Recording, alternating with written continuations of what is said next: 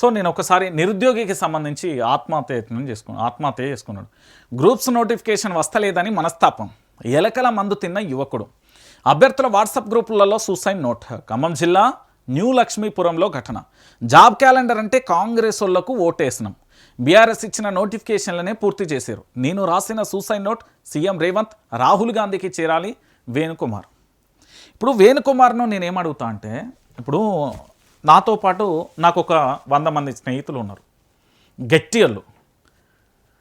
దాంట్లో BCom computer application, BCom general, BA, BZC, BSc maths, ఇట్లా రకరకాల కోర్సులు చదివి పీజీలు కంప్లీట్ చేసిన వాళ్ళు కూడా ఉన్నారు. అందులో ఎంఫిల్ చదివిన కంప్లీట్ చేసిన వాళ్ళు ఉన్నారు, పిహెచ్డి కూడా కంప్లీట్ చేసిన వాళ్ళు ఉన్నారు. నాకు దానిలో ఇప్పుడు వాళ్ళందరూ ప్రభుత్వ ఉద్యోగమే రాలే. అలా కొంతమంది ఎస్ఐలైలు, కొంతమంది డిఎస్పీలైలు, కొంతమంది పెద్ద పెద్ద హోదాలో ఉన్నారు, అడ్వకేట్ల రకరకాల హోదాలో ఉన్నారు. ఇక అందులో ఒక 40-30 మంది ఉద్యోగం రాలి. వాళ్ళందరూ కూడా ప్రత్యామ్నాయమైన ఉపాధి అంటే వ్యాపారాలు పెట్టడం కానీ, లేదా ప్రైవేట్ సెక్టార్లలో పనిచేయడం కానీ, లేదా తల్లిదండ్రులకు సాయం చేయడం కానీ, లేదా వ్యవసాయం చేయడం కానీ, లేదా ఇప్పుడున్న పరిస్థితులలో వివిధ రంగాలలో అడుగుపెట్టిలు. ఎందుకంటే యువతకు సంబంధించి నేనేం చెప్తున్నా అంటే, ఇప్పుడు వేణుగోపాల్ ఇక్కడ ఉద్యోగం కోసం చనిపోయాడు, ప్రభుత్వ ఉద్యోగం రావట్లేదని చనిపోయాడు ఆయన, అంతే. గ్రూప్స్ నోటిఫికేషన్ వస్తలేదు, ప్రభుత్వ ఉద్యోగం రావట్లేదు. దీనికి బాధ్యులు ఎవరు? రాష్ట్ర ప్రభుత్వం. నేను కాదు అన్నా, ఎందుకంటే రాష్ట్ర ప్రభుత్వానికి సంబంధించి ఇందులో జాబ్ క్యాలెండర్ జాడేది. నిరుద్యోగులలో పెరిగిన అసంతృప్తి, ప్రకటించిన పోస్టులన్నీ ఆ నోటిఫికేషన్లు రాలే. ఎన్నికల హామీగా జాబ్ క్యాలెండర్, ప్రకటించినన్ని పోస్టులన్నీ కూడా నోటిఫికేషన్లు రాకపోవడంతో విమర్శలు, వచ్చిన నోటిఫికేషన్లలో నియామకాల జాప్యాలు, నిరుద్యోగులలో పెరుగుతున్న అసంతృప్తి, ప్రభుత్వం మధ్య రాజకీయ విమర్శలు, భవిష్యత్ ఎన్నికలలో కీలకంగా కూడా నిరుద్యోగులు. జాబ్ క్యాలెండర్ లేదు, హామీలు నెరవేర్చలే, నిరుద్యోగులకు న్యాయం చేయలే.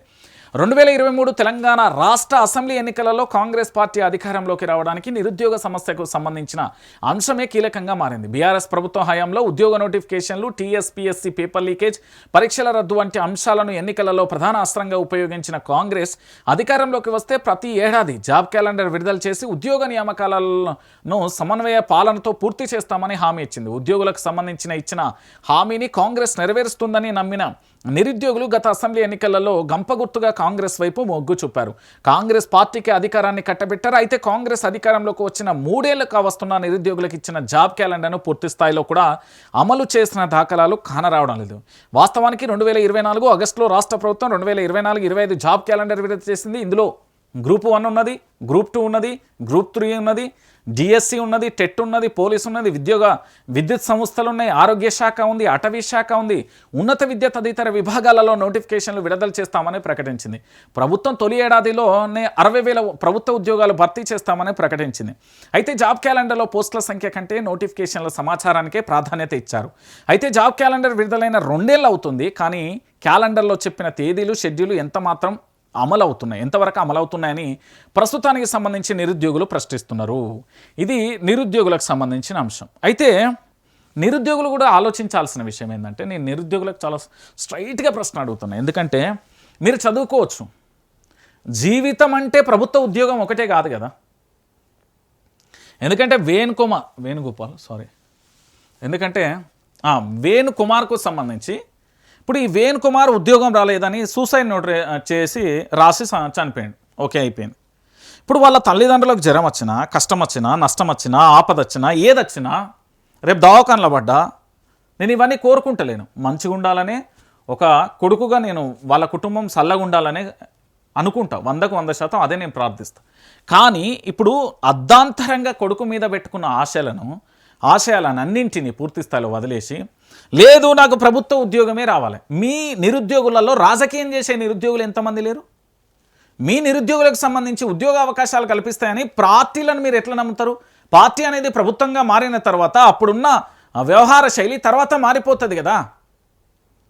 మెడలు వంచాల్సింది మీరు, కానీ ప్రభుత్వాలను మార్చినంత మాత్రాన ఉద్యోగాలు వస్తాయనుకోవడం మూర్ఖత్వమైన ఆలోచన. అది నా భాషలో. ఇలా బీఆర్ఎస్ ప్రభుత్వం ఇవ్వలేదని కాంగ్రెస్ ఉంది తెచ్చారు, కాంగ్రెస్ ఇవ్వలేదని రేపు బీజేపీని తెస్తారా, రేపు బీజేపీ ఇవ్వలేదని కమ్యూనిస్టులను తెస్తారా, కమ్యూనిస్టులను తెస్తే మళ్ళీ బీఆర్ఎస్, ఏ పార్టీని తెస్తారు? పార్టీలను మారుస్తే మీకేమొస్తుంది? కేవలం ప్రభుత్వ ఉద్యోగమే జీవితం కాదు కదా. మరి అట్లా అనుకుంటే ఇక Anil Ambani, Adani Ambani, Bill Gates, Elon Musk వీళ్ళందరూ ఏమైపోవాలిగా? ప్రభుత్వ ఉద్యోగమే లక్ష్యం అయితే ఇక వీళ్ళందరూ ఎందుకు అంటున్నా నేను. ధనవంతులు వాళ్ళు ఎట్లా ఇల్లు అంటున్నా. ఏ ఉద్యోగం చేసినా అది గొడ్డు సాకిరీ అవుతుంది. వ్యాపారాలలో రాయించడం, మీ విజనరీ బయట పెట్టరు. చదువుకున్నది కేవలం ఉద్యోగం కోసమే. ఆ ఉద్యోగం రాలేదని సూసైడ్ చేసుకున్నాడు ఏంది? మూర్ఖత్వం కాకపోతుంది.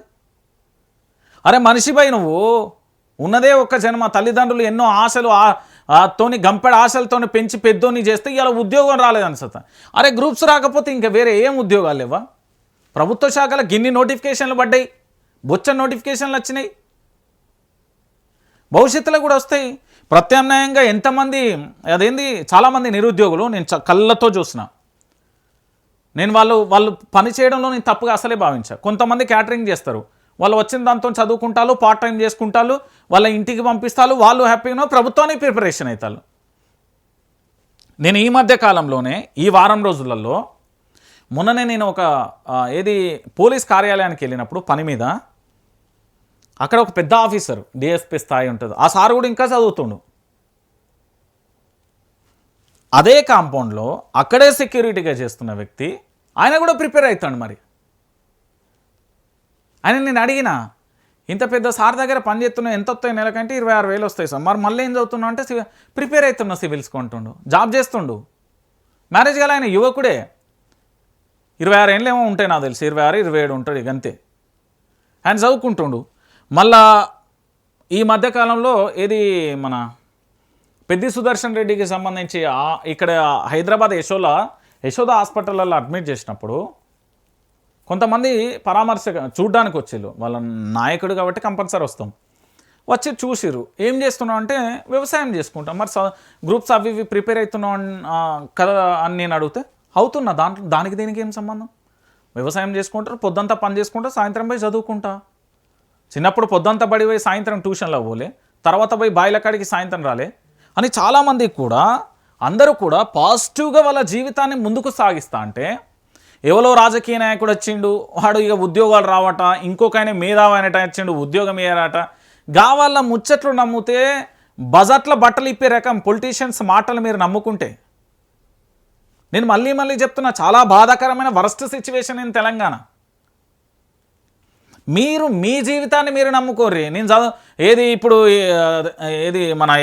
తెలుగు చదువుకుంటే నేను విశ్లేషణాత్మకంగా అద్భుతంగా నేను రాయగలుగుతా, ఇంగ్లీష్ చదివితే హిందీ చదువుకుంటే కమ్యూనికేషన్లు వస్తాయి, భారతదేశంలో ఎక్కడైనా తిరగగలుగుతాం, అన్నిటి మీద మనకు గ్రిప్ వస్తుంది, సైన్స్ వచ్చిందనుకో మనకంటూ ఓ ప్రయోగం చేయొచ్చు, సోషల్ చదివిన అనుకో దానికి సంబంధించి భారతానికి సంబంధించిన రాజకీయాలు అన్ని వ్యవస్థల మీద ఒక అవగాహన వస్తుంది.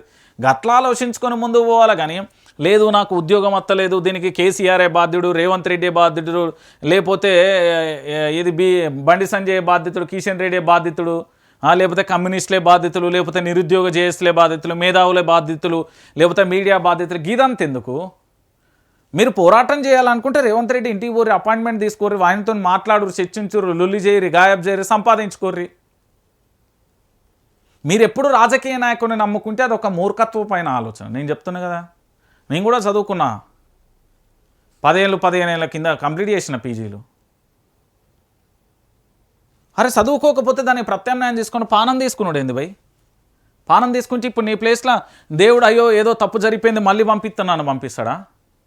వాళ్ళు ఏం చేస్తారు? ఇప్పుడు నిరుద్యోగులందరూ మీ ఇంటికి వస్తారు, రాజకీయ నాయకులందరూ మీ ఇంటికి వస్తారు, మీ నియోజకవర్గానికి సంబంధించి ఎమ్మెల్యే మీద కాస్త ఎఫెక్ట్ పడుతుంది, వీళ్ళు 4 రోజులు దాన్ని ప్రెస్ ముంగట మీడియా ముంగట మాట్లాడతారు, నిరుద్యోగులు ధర్నా చేస్తారు, రాస్తారోకోలు చేస్తారు, తర్వాత వాళ్ళు వెళ్ళిపోతారు. తర్వాత మీ తల్లిదండ్రుల పరిస్థితి ఏంది, నీ కుటుంబ పరిస్థితి ఏంది? ఇవన్నీ ఆలోచించుకోవాలి కదా. ఇవన్నీ పక్కన పెట్టి రాష్ట్ర వ్యాప్తంగా పూర్తి స్థాయిలో నిరుద్యోగులు నేను చెప్తున్న ఆలోచన విధానాన్ని మార్చండి. లేదు మాకు ప్రభుత్వ ఉద్యోగమే రావాలంటే గజ్జి పట్టుకుంటే కాదు, అందులో సెంట్రల్ ఉంటాయి, స్టేట్ ఉంటాయి, రకరకాలుగా ఉంటాయి. ఆలోచించుకోరి, మనం ఏది చేయగలుగుతాం అది చేసేసేరు. ఏముంటుంది అందులో? ఎందుకు సమయాన్ని వృధా చేస్తారు?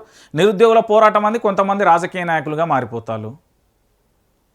పొద్దుగాలేస్తే రేవంత్ రెడ్డిని తిట్టుడే, లేకపోతే కేసీఆర్ వాళ్ళ పనే అది. నిరుద్యోగ చేశాను ఇంకోలు. అల్టిమేట్గా ఒకసారి కొడితే డన్, రాకెట్ దిగిపోవాలి, బుల్లెట్ దిగాలి, మళ్ళీ మనకు నోటిఫికేషన్ రావాలి. గసొంటి ఉద్యమం ఒకటి గట్టిగా చేయాలి. కానీ అయ్యో ఈయన మంత్రి హామీ ఇచ్చిండు చేస్తారట, ఆయన హామీ ఏం చేస్తారు? ప్రభుత్వం అనేది వాళ్ళ యొక్క కార్యకలాపం ఏంది, వాళ్ళ షెడ్యూల్ ఏంది, రోజు ప్రభుత్వం మంచి పరిపాలన చేయాలి, వాళ్ళు ముందుకు సాగాలి, వాళ్ళ ఆలోచనలు వాళ్ళకు ఉంటాయి. రాజకీయ నాయకుడు ఇవాళ ఎమ్మెల్యే అయితే రేపు మంత్రి కావాలంటే మంత్రి అయినోడు సీఎం కావాలి, సీఎం అయినోడు పీఎం అనుకుంటారు. వాళ్ళు వాళ్ళ ఎదుగుదల కోసం చూస్తారు, మీ గురించి ఎందుకు ఆలోచిస్తారు? ఇప్పుడు రాజకీయ నాయకుల ఇళ్లలో వాళ్ళు వాళ్ళ పిల్లలు తినే తిండి మన గురుకులాలలో ఎస్సీ ఎస్టీ బీసీ మైనార్టీలకు సంబంధించిన హాస్టళ్లలో తినే తిండి సేమ్ తింటారా? వ్యత్యాసం అనేది చాలా ఘోరంగా ఉంటుంది. నిరుద్యోగులు ఆత్మహత్య చేసుకుంటారంటే అది మూర్ఖత్వ ఆలోచన. బోడ సునీల్ నాయక్ చేసుకున్నాడు, ఎంత అల్లాడిపోతుందో తెలుసా వాళ్ళ కుటుంబం, వాళ్ళ అన్న, వాళ్ళంతా సోదరులు ఇప్పటికీ. అరే ఒక వ్యక్తి పోతే మళ్ళీ వ్యక్తిని రీప్లేస్ చేయలేం భయ్. ఉద్యోగం పోతే ఇంకో ఉద్యోగం తెచ్చుకోవచ్చు, వ్యాపారం పోతే ఇంకో వ్యాపారం చేసుకోవచ్చు. నేనేమంటా అంటే నిరుద్యోగులు అంతా అసమర్థంగా ఆలోచించకండి. సావే అనేది మాట రానియకుర్రి మీరు. నాకు ఇది చూసినప్పుడు నిన్ననే ఈ న్యూ లక్ష్మీపురంలో ఈ ఘటన చూసినప్పుడు నిజంగా కూడా బాధ అనిపించింది. యువత అంటే పోరాట స్ఫూర్తికి మరో ఎజెండా. తెలంగాణ ఉద్యమాన్ని తీసుకొచ్చింది, తెలంగాణ రాష్ట్రాన్ని తీసుకొచ్చింది యువత. ఆ శక్తి ఉన్నది మనకు. ఈ ఉద్యోగం కోసం చచ్చిపోయింది నాన్ సెన్స్. కాకపోతే ప్రభుత్వాన్ని నిలదీయాలి, గల్లబట్టాలి. పానం తీసుకుంటారు. పానం తీసుకుంటే రేవంత్ రెడ్డి ఇప్పుడు మీ ఇంటికి వచ్చేసి అయ్యో పానం తీసుకున్నాడు, మీ ఇంట్లో ప్రభుత్వ ఉద్యోగం ఇచ్చి 50 లక్షలు ఇచ్చి ఇల్లు కట్టిచ్చేసి 10 ఎకరాలు కొనిచ్చేసి ఇవంతా చేస్తాడా? లేకపోతే నిరుద్యోగులు తలో 1000 రూపాయలు వేసుకొని మీ ఇంటికి 1 కోటి రూపాయలు ఇచ్చిపోతారా? ఉండదు. ఎవరి బతుకు వాడు బతకాల్సిందే, ఎవరి ఆలోచనలు వానకుండా. నువ్వు ఏం చదువుకున్నావు, దానికి LLB చేసినా ఇగో అడ్వకేట్ అవుతా, MBBS చేసినా ఇగో డాక్టర్ అవుతా, ఇగో కామర్స్ చదివినా ఇగో చార్టెడ్ అకౌంట్ అవుతా, ఇగో సైన్స్ చదివినా బయోటెక్ ల్యాబ్లు బొచ్చన్నాయి చేస్తా. మీరు ఏం చదువుకున్నారో దాన్ని చేయరు. కానీ నేను నిరుద్యోగిగా మిగిలిపోతా, నేను పానం తీసుకుంటా అంటే అది మూర్ఖత్వం ఆలోచన నా దృష్టిలో మొత్తం. నేను పక్కా చెప్తున్నా, నేను చదువుకొనే వచ్చిన గాడిదలాగా రాలే. అరే పానం తీసుకున్నాడు ఏంది భయ్, నాన్ సెన్స్. కాకపోతే ఇది ప్యాషన్ అయిపోతుంది తెలంగాణలో.